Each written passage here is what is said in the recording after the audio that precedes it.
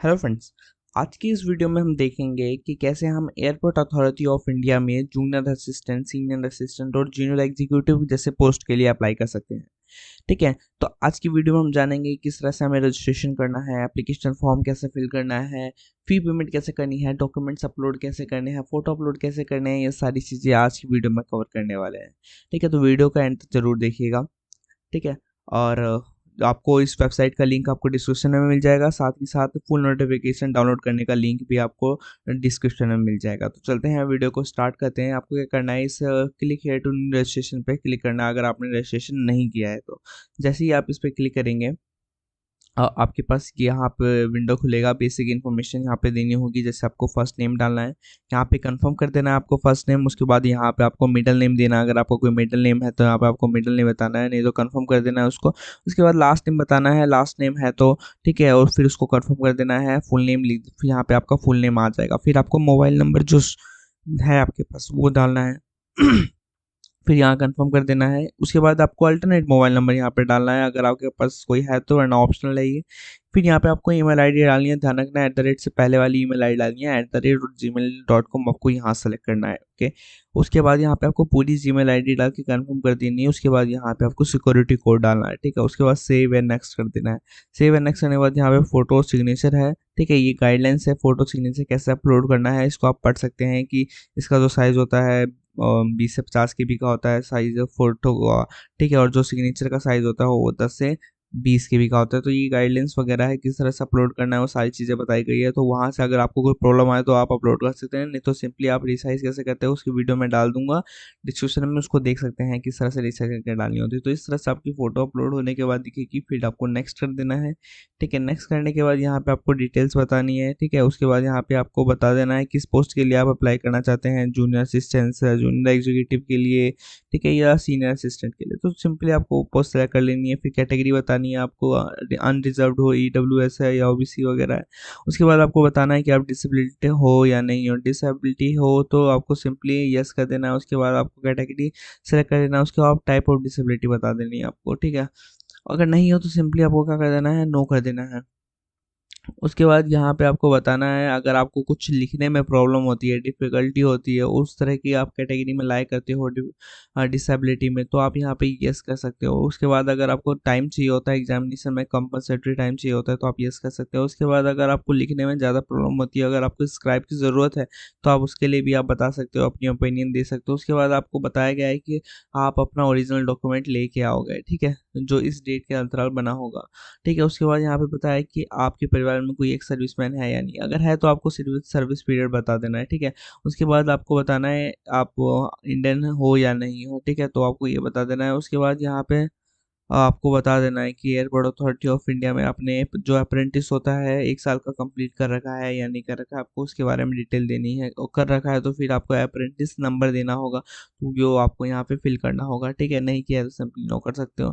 उसके बाद आप ए एम्प्लॉय हो या नहीं हो वो भी बताना पड़ेगा। उसके बाद अगर आपको कुछ रिलैक्सेशन वगैरह चाहिए तो उसके लिए भी आप ओपिनियन दे सकते हो। अगर आप एम्प्लॉय हो तो या उसके लिए भी आप ओपिनियन दे सकते हो आप अपना। ठीक है, उसके बाद यहाँ पे आपको स्टेट सेलेक्ट करना पड़ेगा अपने एग्ज़ाम के लिए, तो यहाँ से आप अपना स्टेट सेलेक्ट कर सकते हैं। उसके बाद यहाँ पे आपको एग्ज़ाम प्रेफरेंस देना होगा। ठीक है, उसके बाद आपको दूसरा सेलेक्ट करना होगा।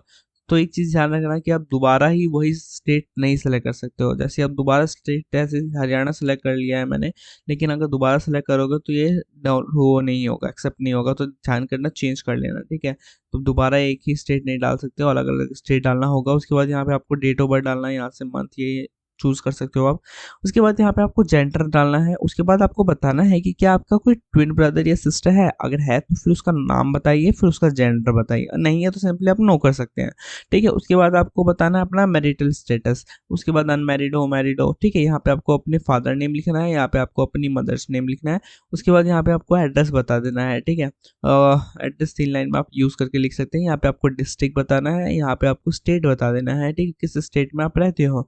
उसके बाद यहाँ पे पिन कोड बताना है। ठीक है, उसके बाद आपको बताना है आपका जो कॉरेस्पॉन्डेंस एड्रेस है और परमानेंट एड्रेस है दोनों सेम है तो आपको सिंपली टिक कर देना है, नहीं है तो आपको फिल कर देना है। ओके, उसके बाद आपको यहाँ पिन कोड भर देना सेम।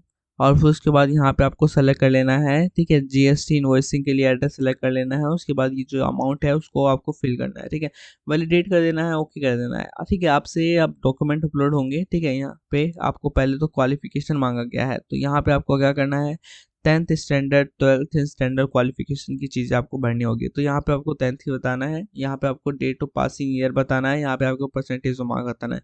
12th का भरना कंपलसरी नहीं है, तो आप इसे छोड़ भी सकते हैं, ठीक है, तो इसे आप छोड़ भी सकते हैं, ठीक है, तो इसको आप छोड़ दीजिएगा। उसके बाद यहाँ पे अगर भरना चाहे तो फिर भी आप भर सकते हैं, ग्रेजुएशन में आपको भर सकते हैं, ठीक है, सिंपली ग्रेजुएशन 1 को आप छोड़ना है आपको, ठीक है।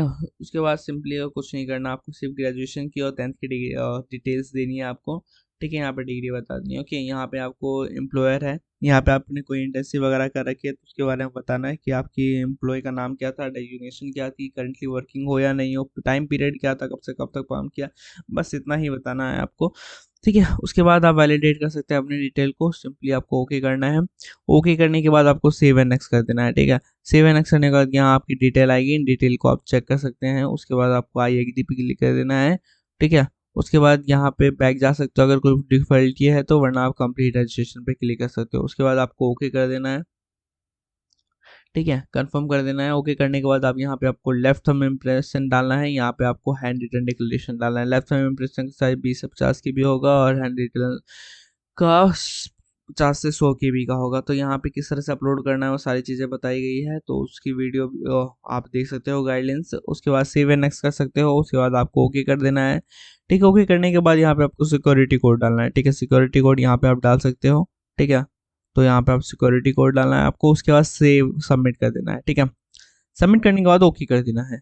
ओके करने के बाद यहाँ पे आप पेमेंट पे चले जाएंगे, ठीक है, पेमेंट गेटवे पे। तो यहाँ पे आपको पेमेंट करने के बहुत सारे तरीके दिख रहे हैं, तो आप किसी भी एक को चूज कर सकते हैं और पेमेंट कर सकते हैं। तो यहाँ पे आपको सिंपली कार्ड नंबर देना है, यहाँ पे मंथ है, ठीक है, यहाँ पे एक्सपायरी मंथ सेलेक्ट कर सकते हैं, यहाँ पे आप ईयर सेलेक्ट कर सकते हैं, यहाँ पे आप सीवीवी सेलेक्ट आपको भरना होगा, यहाँ पे आपको कार्ड होल्डर जिसका कार्ड यूज कर रहे हैं या फिर उसका नाम देना होगा।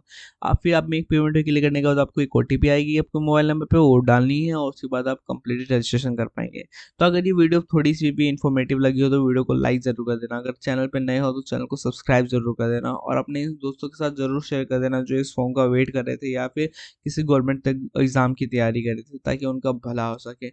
और ऐसी ही वीडियो देखने के लिए आप हमारे चैनल से जुड़े रहना और सब्सक्राइब करके बेल आइकन जरूर दबा लेना। Thank you.